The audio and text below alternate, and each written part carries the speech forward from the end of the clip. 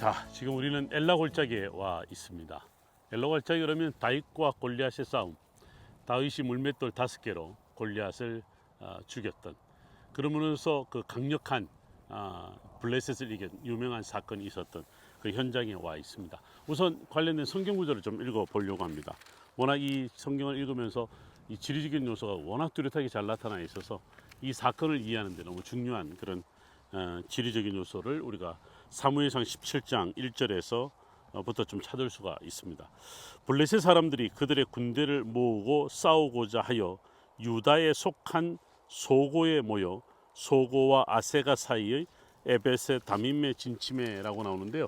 지금 제가 손으로 가리키는 저 멀리 언덕 위에 나무들이 없는 민둥산처럼 보이는 그곳이 바로 아세가입니다. 히브리어로 아제카라고 하는데요. 그 뜻은 알람이란 뜻입니다.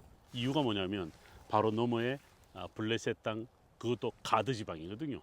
가드 사람 골리앗을 기억하는 바로 그곳인데, 유다 산지, 이 골짜기를 따라 이제 올라가면 바로 베들레헴으로 연결되는 유다 산지의 중심 지역이잖아요. 베들레헴에서 바로 이제 다윗이 이 엘라 골짜기로 내려왔다라고 하는 지리적인 우리가 맥락을 이해할 수가 있는데요. 자, 제가 왜 이 아세가, 이 알람이라는 뜻을 가진 아세가를 강조하냐면, 블레셋이 쳐들어온다는 소식을 유다 산지에 알려야 되는 아주 중요한 위치가 바로 이곳이었고, 저곳에서 유다 산지에 소식을 알려주는데 다름 아닌 봉하대 역할을 했다. 즉 요즘으로 말하면 경보를 울려야 되는 중요한 봉하대 역할을 했던 그 이름이 바로 아세가죠.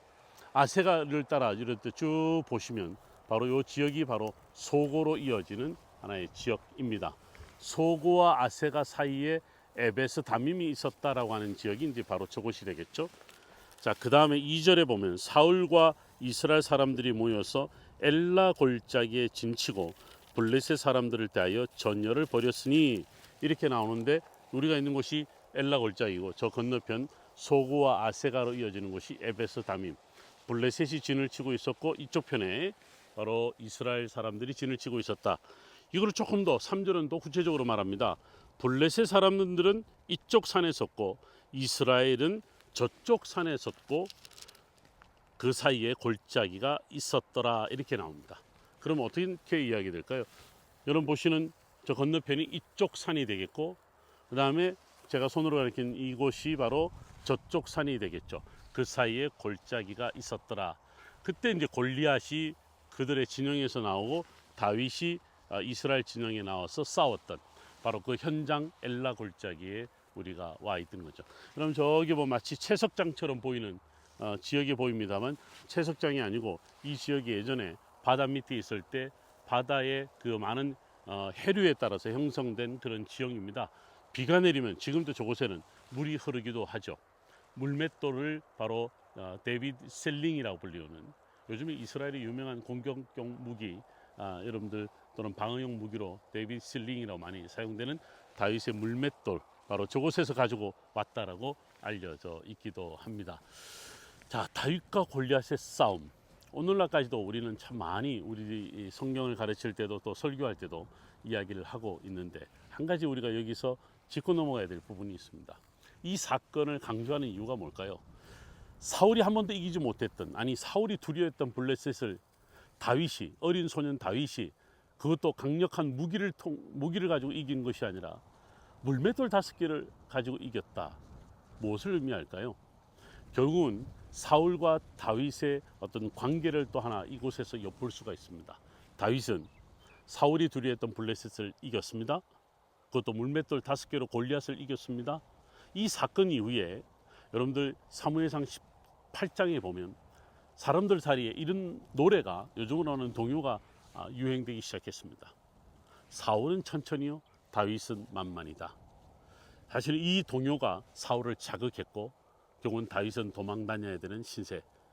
우리가 지금 쭉 이 주변 지역을 돌아보고 있습니다만, 아둘람 이야기도, 바란 광야로 도망갔던 이야기도 우리가 아마 그 노래 한 소절 때문에 일어난 일이 아닐까 싶은데요. 여러분, 천천과 만만을 이야기하면 숫자적으로 천보다 많기 때문에 다윗이 참 잘 싸우는, 어째서 전사다운 그런 모습을 보여주는 하나의 어떤 심볼로 여겨질 수도 있는데, 히브리어를 잘 본문을 읽어보면요, 천천이란 말은 아라비아 숫자 천이 맞습니다. 그런데 여러분 아시죠? 우리가 아라비아 숫자를 1, 2, 3, 4 이렇게 세었을 때 제일 높은 숫자가 여러분 어떤 숫자인 줄 아세요? 바로 1000입니다. 여러분 1000 다음으로 넘어서는 숫자는 1000 더하기 1, 1000 더하기 2로 이어지잖아요. 1000이 가장 중요한 숫자입니다. 그래서 오늘날 우리 쓸 때도 1000에서 교훈 동그라미 3개에서 콤마를 찍고 또 1000 단위에서 콤마를 찍으면서 숫자가 내려가는데, 즉 천천은 숫자에서 가장 큰 숫자다라는 의미가 되겠죠. 만은 뭘까요? 히브리어로 레바보트, 라브. 성경에는요, 큰 자, 강성한 자, 많은 지혜를 가진 자로 쓰여지기도 합니다. 여러분 아시나요? 여기에서 라브, 바로 랍비라는 이름도 나오기도 했답니다. 레바보트로 쓰여진 바로 우리말 만만은요, 사람이 셀 수 없는 숫자를 가리킬 때 사용하는 것이죠. 뭘 의미할까요? 사울은 사람의 능력으로 최고의 전사의 모습을 보인지 몰라도 다윗은 어린 소년이었지만 하나님과 함께하는 사람, 누구도 상대할 수 없을 만큼 하나님이 그와 함께한다는, 정말로 하나님과 동행하기에 우리가 감당할 수 없는 일조차도 감당할 수 있는 바로 그런 의미로서 만만이죠. 만만은 바로 하나님과 함께한다는 그런 말입니다. 이 엘라 골짜기가 보여주는 여구스에서의 사건은 바로 사울이 아니라 다윗, 사람의 힘에 의지하는 것이 아니라 하나님께 의지하는 다윗의 모습을 엿볼 수 있었던, 여러분 다윗이 블레셋 사람들, 또 특별히 그 중에 골리앗을 향하여서 하는 말이 있죠. 어디 할례 받지 못한 사람이 하나님을 모욕하는가? 하나님의 백성이 누구를 두려워할 것인가? 다윗의 외침이 울려 퍼지는 그 엘라 골짜기. 오늘 이곳에서 우리는 다윗과 다윗의 용맹뿐만 아니라 하나님과 동행했던 다윗을 만날 수 있었습니다.